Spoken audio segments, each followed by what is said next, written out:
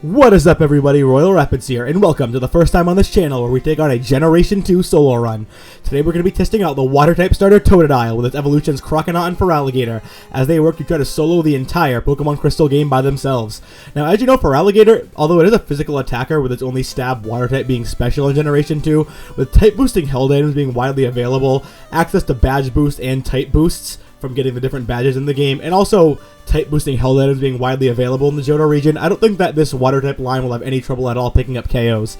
Now, while Cyndaquil and eventually Typhlosion, who I want to take on in a video eventually, are my favorite starters in this trio, I do think that Totodile and company probably have the best shot of soloing the game by themselves. To test my hypothesis, without further ado, let's get in onto the run. As you can see, Totodile does have equal special attack and attack at 65, which is pretty solid for the early game.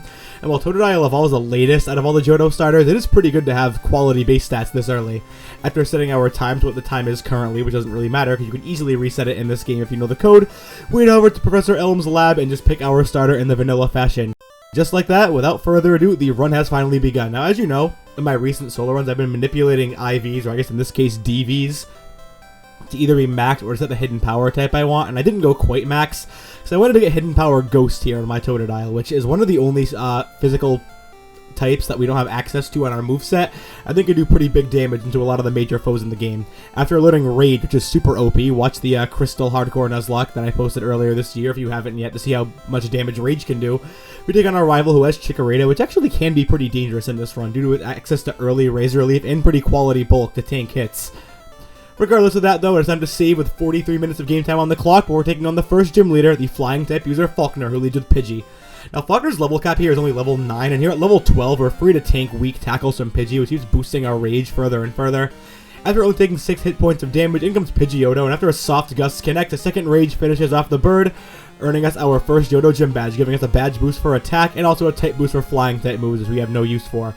After getting through the super boring Rocket Grunt hideout in the Slowpoke well, our Totodile evolves into Croconaw at level 18, the latest of the Johto starter evolutions. With that aside, though, with an hour and 16 minutes of game time on the clock here at 4 times speed, it's time to take on the Bug-type gym leader Bugsy. Now, if you watch the Faulkner battle, and if you watch the Johto Hardcore Nuzlocke, you know how we're taking on Bugsy. Metapod can go for Tackle, which is going to do minimal damage and also boost our Rage, and Kakuna is going to go for Poison Sting, which will also do minimal damage and boost our Rage. Fortunately, actually, it doesn't go for Poison Sting, meaning we can't get poisoned, and the weak 10 base power Fury Cutter is going to connect a few times before it actually builds up in power, allowing us to take out the Scyther with 2 Rages and earn an easy second Johto Gym badge. I replaced Leer with Bite. Even though it's special, it should provide some decent type coverage, especially for this rival fight that comes up, since he leads with Ghastly.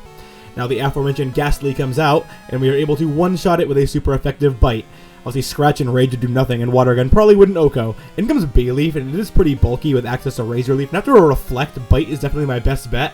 Luckily for us, we get 2 flinches with Bite, and also a Razor Leaf does not crit, meaning we move on to the Zubat with 44 HP remaining. Now, the Zubat can be kind of a troll. Supersonic. Toto hits himself in confusion. Bite. Toto hits himself in confusion. Bite. Toto hits himself in confusion again. Bite again, and with 1 HP, we break out and take out the Zubat. We narrowly avoid our first reset there against the rival. He had some of the worst luck humanly imaginable against that Zubat. Whatever, we did not reset, and after a really weird saving glitch, it's time to take on what many consider to be the hardest gym leader in the game, that being the normal type user Whitney, who leads with Clefairy. We go for Headbutt, and it metronomes a super effective Thunder Punch. We take it out with a second Headbutt, however, that was the wrong play. As you can see here, I should have been going for Rage, and as Miltank starts building up damage with Rollout, we are not doing enough damage in return with Rage.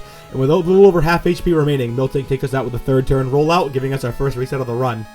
Now here we get an ideal interaction, as every hit from Double Slap, which is super weak, is going to boost Rage, meaning a second one polishes off the Clefairy.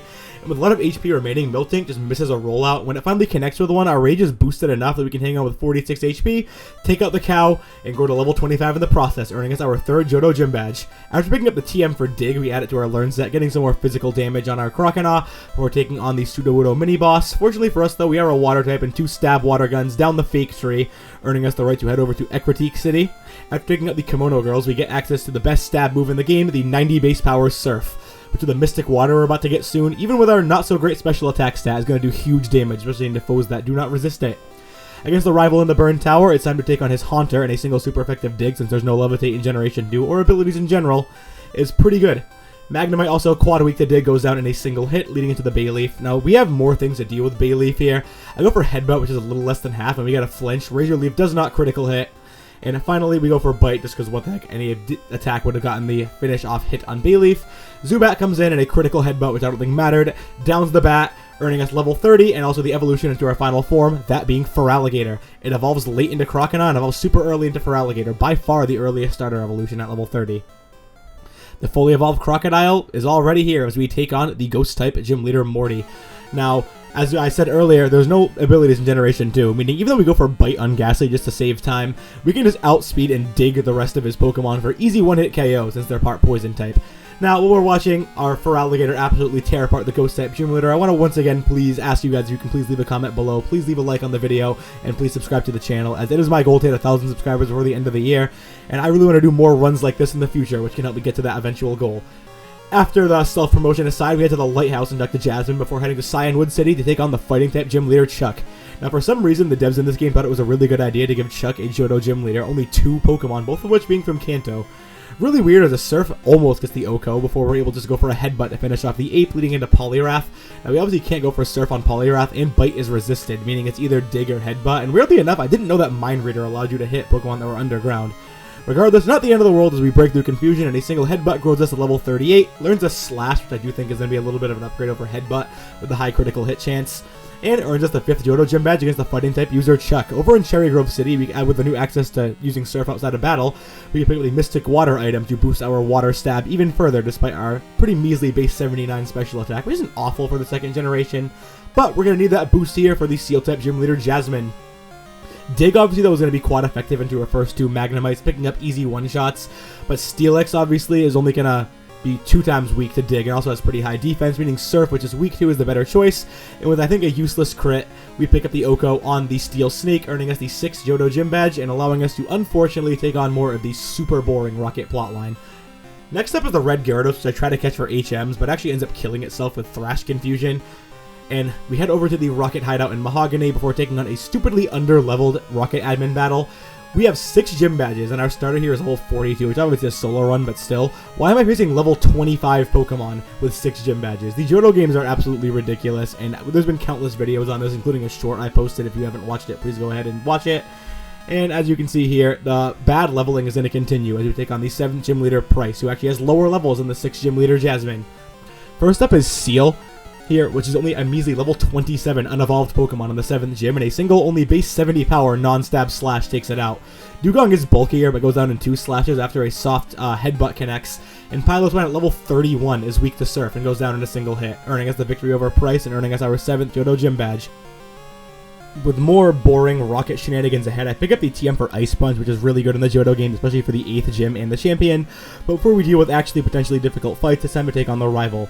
Ice Punch comes in clutch though, as it one-shots the level 30 Golbat, leading into Magnemite. Magnemite, although it's not weak to Surf, isn't a super good Pokemon and gets drowned by a single one of those, boosted by the Mystic Water, leading into the Grass-type Dinosaur Meganium, which gets crit by an Ice Punch, goes down in one hit, as Haunter, of course, as it has many times in this run, gets digged in one shot, leading into Sneasel, who's a horrible Pokemon, and gets slashed off the face of the planet, earning us a deathless rival battle. After drowning a Houndour and a Houndoom, finally the stupid Rocket plotline is over, and we can actually take on some gym battles. After picking up the super useful Never Melt Ice and the Ice Path, it is time to take on the 8th and final gym leader of the Johto region, that being the Dragon-type user Claire. Now, while this is not Heart Gold and Soul Silver, that means Claire does not lead with the Gyarados, instead leading with a Dragonair. And if you know anything about Dragonair, it's weak to Ice. And if you know anything about our Feraligatr here, it has Ice Punch boosted by the Never Melt Ice. And if you know anything about Johto games being easy, you know that we can one-shot all of these Dragonairs with a single non-stab special Ice Punch. In comes Kingdra, and it's neutral to Ice Punch, so I go for Slash for the crit chance. Even after a Smoke Screen, I just go for Surf, which hits. And after the Hyper Beam recharge turn, we miss Slash twice at that. But after a Kingdra misses a Hyper Beam, we can just take it out with another Slash, earning us the victory over Claire, and earning us the right to head to the Kanto region and take on the Pokemon League. Before that, though, we pick up the TM for Earthquake, replacing Dig, which is a much better ground-type option. And we take on the rival in Victory Road for the final time. He leads up with horrible Sneasel, which once again gets slashed out the face of the planet, leading into Magneton. I could have gone for Earthquake, but Surf gets the Oko too. We go to level 55, where Meganium comes in, but a super effective Ice Punch almost gets the one-shot. A useless Reflect comes in, and we finish it off with a resisted Earthquake, just for why the heck not. In comes Golbat, it gets Ice Punch into Oblivion by a useless critical hit, leading into Haunter. Since Reflect is up, I go for Ice Punch, and it gets the one-hit KO, leading into Kadabra, as I go for Surf, drown the Psychic type, and earn our final victory over Silver. in the Indigo Plateau, it's time to make our final moveset adjustments as I finally head back to the Lake of Rage and pick up Hidden Power Ghost, which we haven't used in this run yet. But if you know about the Elite Four, you know a Psychic type user is the first of the Elite Four, meaning a Ghost type attack is going to be pretty clutch. After picking up the TM for Return from the department store, we go into the Elite Four with the moveset of Slash, Ice Punch, Earthquake, and Surf. First things first is Elite Four Will, the Psychic type user, and that's why I picked up Hidden Power Ghost. Since it's physical in this generation, and most Psychic types have bad physical defense, and Feraligatr has a base 105 physical attack, as you can see, HP Ghost is doing big damage. Xatu goes down in one hit. The bulkier Executor also goes down in one hit. Jinx gets outsped in one shot. Next up is Slowbro, who's bulky, but always goes for Amnesia on the first turn, I feel like. And even though we fail to OHKO it, he doesn't even heal, and a second HP Ghost downs him, leading into Xatu, and just like that, we have finished a damageless victory over Elite Four Will. Next up is Koga, who usually isn't that bad in these games, especially since he has a lot of bug types, Forretress, Aerados, etc. He leads up with the aforementioned Aerados here, only at level 40, and a single Surf manages to drown the spider in one hit. Nearing level 57, in comes Venomoth. We have a 15 level advantage, and a single Earthquake does not get the OHKO, but a second one does as Koga doesn't heal. We are poisoned, so that might be a little bit bad here, and Forretress does stall with Protect. However, though, a single Surf is enough to take out the Steel and Bug type, leading into Muck. Now, Muck can get pretty dangerous with Minimize, especially with the potential poison damage racking up. But we get the OHKO with Earthquake, leading into Crobat, who also goes down in a single critical Ice Punch, which I feel like we hit literally all the time in this run for some reason. Next up is Bruno, who's a lot better in Johto than he is in Kanto, and he leads off with the new fighting type, that being Hitmontop. However, with our 15 level advantage, though, it doesn't really matter what move we go for, as Earthquake with just double damage underground. For some reason, I don't go for it here and take a soft dig. After wasting that with Detect, though, a Surf does finish off the Hitmontop, leading to Hitmonchan. Now, the Hitmons actually do have pretty decent special defense, meaning I go for Earthquake here, downing Hitmonchan in one hit. Hitmonlee follows suit, leading into the best fighting type on his team, that being Machamp. Machamp, though, doesn't have great special defense, and after hitting a Cross Chop, Bruno wastes time going with a Max Potion, but since we outspeed, a Surf and Ice Punch combo is able to take out the best Pokemon on his team, earning us the victory over Bruno. I'm not even talking about Onix. If you know anything about Onix, you know what's about to happen to it. Next up, though, is the Dark type user Karen, who can actually be pretty difficult in solo runs due to her Umbreon being able to use Sand Attack, and without it being the ability to switch out, you actually can potentially get messed up by this Umbreon Sand Attack. Now, fortunately for us, though, we get the 25% chance that a status move fails in Generation 1 and 2, meaning that we'll have perfect accuracy for the rest of the fight. I don't learn Hydro Pump because Surf with its 100% accuracy is the far better move for a main story playthrough. Vileplume comes in, and even with our huge level advantage, we actually can't get the OHKO. After she wastes time with Moonlight, though, we are able to finish it off with an Ice Punch leading into Gengar. Now, Gengar goes for Curse, but we break through Paralysis and take out the Gengar with a single Earthquake, meaning we don't take any Curse damage leading into Murkrow. The bird hits a soft feint attack before a single Ice Punch wipes it off the map, leading into Houndoom. Now, as long as we break through Paralysis, which we do, we drown the Hellhound, defeating the Elite Four and earning us the right to take on the Dragon type, aka Flying type, Champion Lance. Now, if you know anything about Lance, you know that he leads off with Gyarados, and Gyarados is not weak to any of our attacks. However, it can't really do that much damage either. Meaning between Hidden Power and Ice Punch, either one will be a 2-shot, and after a weak Flail connects, we can take it out with 2 Hidden Power Ghosts, leading into Dragonite. Now, we really never melt Ice, and we have Ice Punch, so level 47 Dragonite, dead. Level 59 for Feraligatr here. Next Dragonite, level 47, dead. We get a little more experience. Level 50 Dragonite, 4 crimes effective Ice Punch, dead. And just like that, Champion Lance is basically defeated. Aerodactyl's weak to water, and with our stab boost, we can OHKO it, leading to his final Pokemon, Charizard. Charizard, also weak to water, gets drowned, and just like that, we have defeated the Johto portion of this game. Besides a weird reset to Whitney early in the game, Feraligatr has absolutely dominated the Johto region. But there are 2 pretty challenging fights ahead in the Kanto region. I'm sure if you ever played this game, you know which ones those are. Outside of that, though, the Kanto portion of this game is an absolute breeze, so I'm going to go over it pretty quickly for the most part. Alright, at least we can see our Feraligatr enter into Hall of Fame here, level 59, with a moveset of Hidden Power, Ice Punch, Earthquake, and Surf. And as you can see, the level curve is even worse here in Kanto. Level 33 Pokemon we're facing up against. The first gym leader is Surge, even though he's an electric type. We have a massive level advantage on him, and also base 100 power super effective Earthquake. Raichu, 1-hit KO, Magneton, 1-hit KO, Electabuzz, 1-hit KO. Next up is Electrode. If you're thinking about Electrode, all it has is speed. And if you're outspeeding an Electrode, you're going to win the fight. Next to Electrode, also, we outspeed OHKO with Earthquake. Yeah, Kanto is an absolute wash in the Johto games. Next up is Sabrina, who has a decent level advantage on the other Johto gym leaders, but also only has 3 Pokemon, and we still have Hidden Power Ghost. Espeon, 1-hit KO. Mr. Mime, not a fairy type, doesn't matter, 1-hit KO. Next up is Alakazam, frail defenses, outsped in 1-hit KO, as Gym Badge number 10 is in our possession. Erica also has a type advantage on us, and one of the only other gym leaders we can face without doing the minimal story the Kanto region has. We still have Ice Punch, though, which is super effective, downing Tangela in one hit. We have a 21 level advantage. Jump Left, Quad Weak to Ice, 21 level advantage, one hit KO. Next up is Victory Bell. Actually decent level for the Kanto region. Goes out in one single Ice Punch as Blossom comes in. Ice Punch, one hit KOs the Johto Pokemon, and that's going to be our 11th gym badge. Next up is Janine, another quick Johto region rant here. Level 36. Fuchsia City is not the first place you go to in the Johto region, it's Vermilion City. And Janine has a level 36 Pokemon on her team, a level 33 Ariados, a level 36 Weezing. What is this? I don't understand. The Elite Four is in the 40s and Lance caps out at 50. Why is there a Johto gym leader in the post-game that highest level Pokemon is a level 39 Venomoth? Johto is so inexplicably bad, and especially the Kanto portion of the Johto games are so inexplicably bad, I don't understand. Here's Misty, which I think is actually pretty good in Heart Gold and Soul Silver. She has a much more diverse team. However, as you can see here, level 42 Golduck, not going to really do anything. Level 42 Quagsire, not going to do anything. We're level 67 here. Level 44 Lapras, probably is going to live a hit, but it's a soft Blizzard and freezes. However, it's need to get like a million critical hits, or we're going to stay frozen literally forever. But its one out is Parasong. We break out just in time with one turn left on our Parasong. We can Oko Starmie with Hidden Power Ghost. But that was literally Misty's only out to do anything in this fight was Parasong, and we managed to break through regardless. I'm not even really going to bother commentating over Brock or Blaine here. Surf one-shots literally all of his Pokemon. Why does he have a Rhyhorn? I don't know. Blaine only has 3 Pokemon. Macargo's Quad Weak to Water, and Magmar and Rapidash go down in one hit, as we pick up gym badges 14 and 15, finally earning us the right to take on the 16th gym leader in the game, that being one of the few difficult fights, Gym Leader Blue. First up is Pidgeot, who actually is decently leveled, level 56, going down in a single Ice Punch. Next up is Executor at level 58. Why is the level jump so big from all the other gym leaders to Blue? I don't know. Waste time going for Sunny Day, though, and ends up getting Heal Locked with Full Restores, meaning I'm free to just spam Hidden Power Ghost, which is super effective into the Grass Psychic type, before finally taking it out. We burn Sunlight turns, we burn Full Restores, I'm happy about that. We're going to go to level 69, which a lot of you probably like. And here comes Alakazam.